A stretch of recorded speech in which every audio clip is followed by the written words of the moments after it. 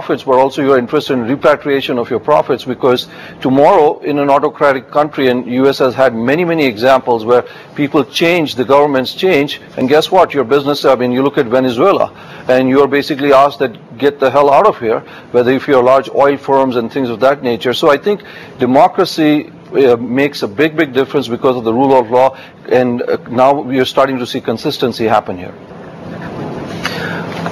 Rajan, one of the issues that was raised during the course of the whole debate today was that while America wants to do its part and invest in India, and India needs the infrastructure, the government processes are so slow and so cumbersome, and they didn't say it, but I'm sure so corrupt, that we really lose out compared to China, which is efficient, quick decisions, and they get investment in infrastructure much faster.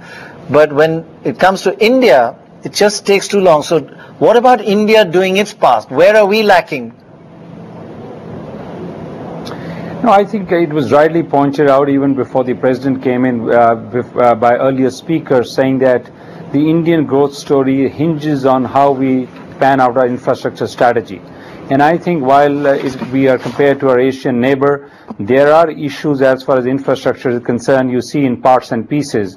While our growth is happening 8 to 9%, but if we have to have a sustainable growth and a growth in all areas, which includes services, agriculture, manufacturing, infrastructure is going to play a key role in the coming 5 years.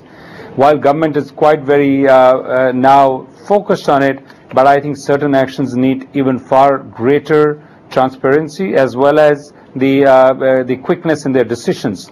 So clearly, if we see on the comparisons, while we have to manage our governance, that's a given. Infrastructure is going to play a key role, and I think we all need to, both private sector and government need to participate, and that's where the public-private partnership is going to play a huge role on the infrastructure side. Telecom is a shining example. Airports are there, ports are there. Can we do the roads? Can we do the cold chains? Can we do the backends? I just want to interrupt because you're an example. I mean, you've taken the example of telecom. It's done well because the government has stayed out of it. Now, wherever the government seems to be involved, it's just corruption and delays. Now, what can be done about that? Because India is never going to really reach its full potential with these kind of delays and the enormous corruption that goes on. No, Bruno, as I said, the private sector has to play its role. Telecom is a shining example. While government plays its part, government is a facilitator. Government will play a role of facilitator. All I said was, while there are sectors where the private sector will do it, and there are sectors where public-private partnership needs to be enhanced, and I think government should play more and more role of a facilitator. And if that be done, I'm sure the Indian enterprise and Indian entrepreneurs, Indian corporate world will stand up to the challenge. See, Anand, the key point is that we compare ourselves with China, and we're hitting 9%, maybe they were at 10, 12% at times, and the manufacturing sector was going faster. But for almost 20 years, China has had $80 billion, $80 billion a year as foreign direct investment. India doesn't even get 1/4 that.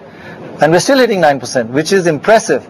But if we really want to improve our infrastructure like China has, we have to go from 20 billion to 80 billion. And there are too many procedural hurdles, it seems. How can we really get foreign investment into infrastructure at $80 billion a year level? Well, it's a bit of a chicken and the egg, isn't it? That did the 80 billion come because infrastructure investments were happening and were happening with ease and without any complication? I don't know. I believe it's not the money. As you know, there's FDI right now coming through our ears. The Reserve Bank of India is fighting hard, given that we do not, in a sense, manage our currency as aggressively as some other countries do. The FDI coming in is substantial and is creating another problem, which is, of course, the appreciation in the rupee. But if we want more, I think what we need to do is remove and reduce the regulations in investing in infrastructure, make it easier for foreign companies to invest, and I guarantee you that kind of money will come in. So governance, by the way, we cannot wish away the government. No matter what we say, the private sector cannot replace it in every area. They will remain everywhere. We have to demand better governance, And I think in the area of infrastructure, the government will remain. We must, you must, the media must, everybody must continue to demand accountability. And when you get better governance infrastructure, I guarantee you the money will come and the growth will go above double digits. No, I'm glad you raised that issue about the foreign exchange rate. The whole world is putting pressure on China to revalue its exchange rate because it's too low and it's getting huge advantage for exporters. Nobody is putting pressure on India and we are revaluing every day. How is it that we seem to be doing the toughest, taking the toughest route for our own exporters? Would you like me to answer that, Pranay? Yes, I would actually. Especially since you're outsourcing, it gets tougher and tougher. Yeah, I'll tell you, if China was not managing its currency so aggressively and letting it float, I would have absolutely no qualms about letting the rupee rise. Because keep in mind, right, there's a two-way street. When the rupee rises, we are able to buy things more cheaply. In other words, India will be able to build its infrastructure and its manufacturing infrastructure in the private sector far more cheaply than it could with an undervalued rupee. So a rising rupee is not a bad thing for a country that's in investment mode. But on the other hand, if the main competitor that India has is China, and China's currency is going to be kept artificially low, then as an exporter, yes, you're right. I don't want to fight with one arm behind my back. And that's why the Indo-US alliance that President Obama spoke about is important. As you know, Tim Geithner has been fighting a lone battle, trying to put pressure on China. And I think it's fair for any competitor to come out and say, look, why don't you play fair and we will too. So I think the Indo-US alliance will begin to impact that pressure point on China as well.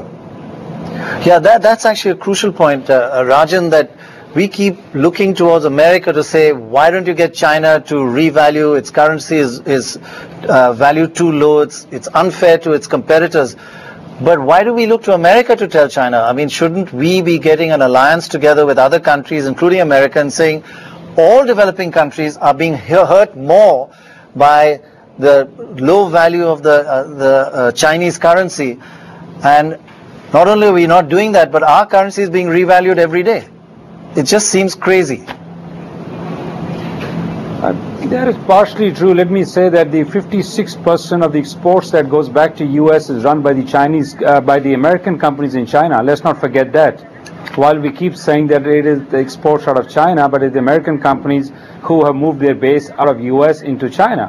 Having said that, while that is true that we have to have a rule of law and a fundamentals must be there, today China is in the forefront of supplying most of the infrastructure, be it power, telecom. And if India has to build its infrastructure and it can get some advantage as far as that is concerned, I don't think so we should be shying away, while we still believe that eventually we all have to make sure that every currency finds its level and it is not done on a subsidized basis. So while I agree with that, but I don't think so India should be in the forefront to fight this. Right, let's just go a little bit away from economics for a moment and talk a bit more about the touchy-feely aspects of the whole visit so far. First of all, Sanjay, the body language, the message that he's trying to give across, the fact that he's talking about India's hospitality, he's trying to warm. From that, do you feel he connected honestly with the people of India, or that's going to have to happen over the next few days? Because we saw how